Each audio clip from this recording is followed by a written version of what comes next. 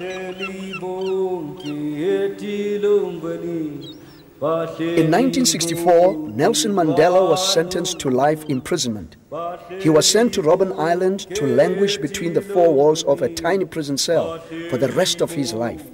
The authorities had locked the door and thrown away the key. What happened thereafter provides a powerful message of hope and inspiration to people the world over.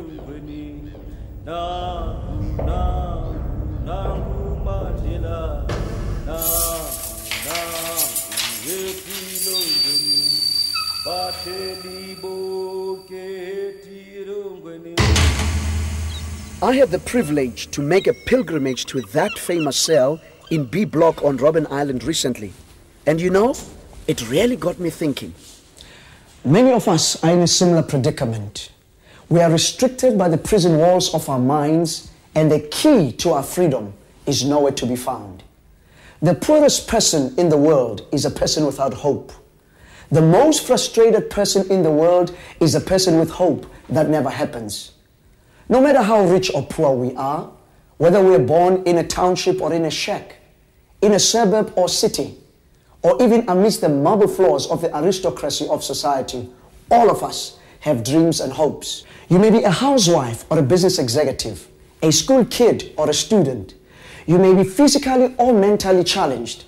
You may be an entrepreneur or a civil servant. Whoever and whatever you are, at some or other time, you must certainly have felt a prisoner of your circumstances, a prisoner of your past, your present, your future, a prisoner of your opinion, a prisoner of other people's negative opinion of you, a prisoner trapped by the restricting wall of your mind. And the key is nowhere to be found. I'm David Molapo, and I'd like you to join me on a journey to find that key. A journey we can't make without your active participation and involvement. Working together, let us unlock the wonderful potential in each and every one of us, because we all have the potential to fulfill our hopes and to realize our dreams and visions. Your life, my life, is like a coin. You may spend it, you may use it any way you wish, but you can only use it one time. Most of my friends are lawyers, are attorneys, and I always tell them that it is difficult for attorneys to go to heaven. You heard of this story that there were three guys at the gates with Peter. One was a lawyer, the other one was an accountant, the other one was a teacher.